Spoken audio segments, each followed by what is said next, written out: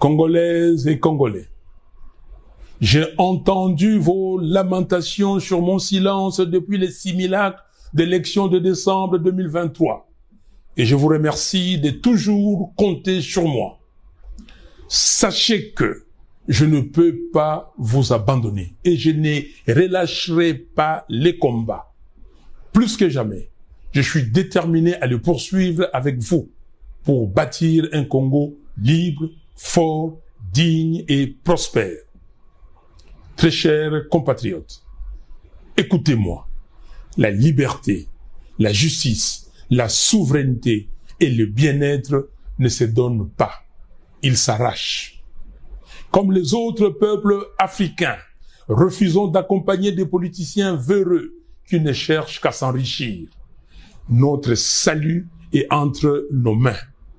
Lèvons-nous comme un seul homme et barrons la route aux fossoyeurs du Congo.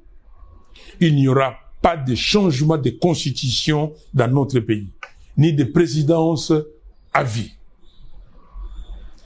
Congolaises et Congolais, dans la quête de dignité pour notre peuple, je rends hommage à ceux qui ont payé de leur vie et aux héros vivants qui portent les stigmates du combat, convaincus qu'un jour, notre pays sera libéré et engagé sur la voie de la démocratie et du développement.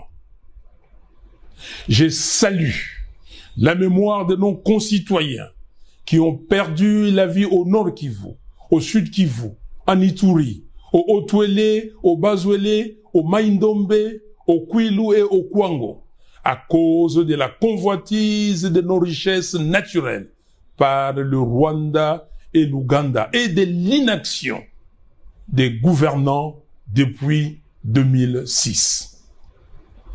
Je pense aussi aux 7 millions de nos compatriotes déplacés internes dans leur propre pays. J'ai compati avec tous nos compatriotes victimes de l'insécurité qui règne dans le pays, résultat des actions avilissantes des milices de certains partis politiques bien identifiés. Je rends hommage au sacrifice de ceux qui ont lutté pour la souveraineté, la liberté et la dignité des Congolais. Je pense notamment à Kipa Vita, Simon Kimbangu, Patrice Lumumba, Joseph Kasavubu, Etienne Tshisekedi, Joseph Malula et Laurent Mosengo qui nous inspirent. En ce 30 juin 2024, j'ai une pensée pour nos frères et sœurs victimes de l'intolérance politique, injustement emprisonnés comme Jamar Kabound, Mike Mukebai, Gloria Senga, Robert Bunda et d'autres prisonniers. À ces vaillants combattants de la liberté, j'adresse mon soutien et mes encouragements. Tenez bon, les Congolais ne vous ont pas oublié. Votre place est aux côtés de vos familles et du peuple congolais. En ce moment crucial où l'intensification de la lutte est essentielle pour nous affranchir des chaînes de la dictature.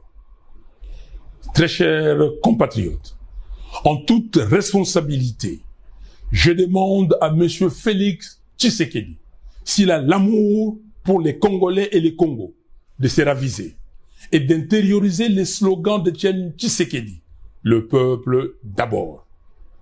Le pays a besoin de la cohésion nationale.